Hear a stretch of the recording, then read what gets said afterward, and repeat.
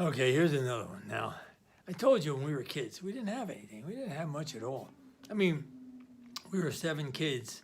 My father worked for the water company. He was a welder for the water company. He didn't make that kind of money. He was in a maintenance gang, you know? Anyway, but we weren't that far from our neighbors, you know, that far in terms of, you know, difference. We were all kind of in the same boat. Anyway, anything that would differentiate you once in a while, at least for me, you know, was like a big deal.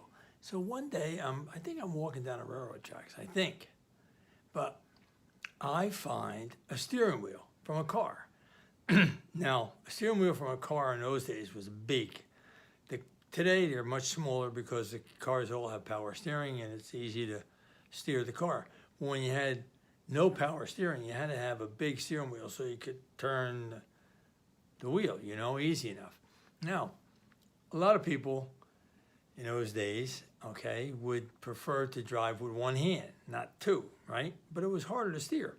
Well, they came up with and they offered this little thing. Now, I don't know what the name was, the real name. We used to call it a suicide wheel. It was a little, like a ball, okay? And it was on a clamp, and the clamp went around the steering wheel. And then you had this little ball that spun, okay? So you could steer the car like this, just hold on to that little ball and turn the wheel, you know? Without grabbing a wheel and holding it, and you just kind of hold the little wheel. You can go either way.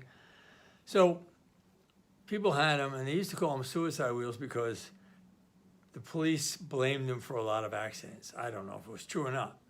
But anyway, I found the steering wheel with the suicide wheel on it.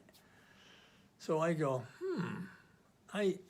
so I went home, and I always had at least one bike I had with a basket on it, you know, for delivering papers.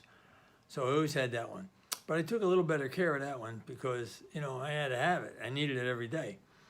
And then I'd get another clunker, you know, kind of bike.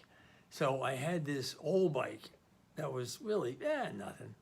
But it had a regular handlebars. So I took the handlebars off, took the fittings off and stuff, and put the steering wheel on, locked it on there. I don't remember how I got it on, but I got it on good. So next thing you know, I'm joyriding around with this steering wheel and the suicide wheel on there. You know, that's how I'm driving, man. In one hand, you know, the whole way. So after a while, kids, you know, a lot of kids wanted to try it. Hey, let me try it.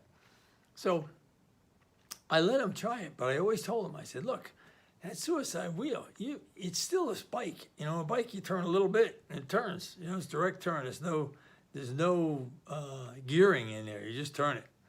So I said, you know, if you turn it, it's gonna turn fast.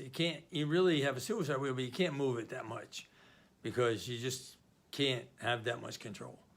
So anyway, a bunch of kids tried it. So I'm down to school one day, and we're playing basketball or something, and this kid goes by and he sees this bike with the steering wheel and stuff, and he says, "Can I try it?"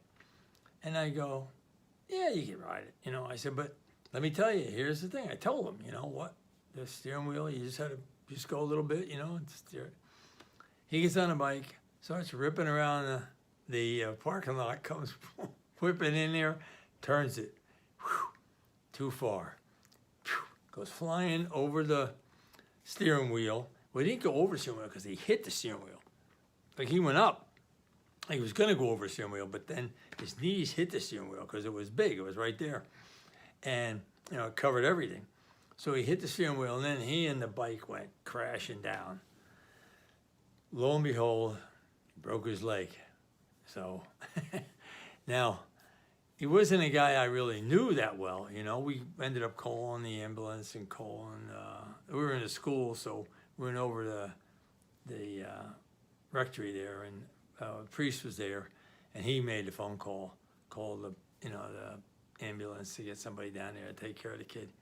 But, you know, it's just one of those things. But anyway, just a little funny story. I figured I'd get in the story about the bike and the suicide wheel. It was a great bike. It was it was entertaining, and it drew a lot of interest for the year I had it anyway. All right, take care, guys. Catch you later.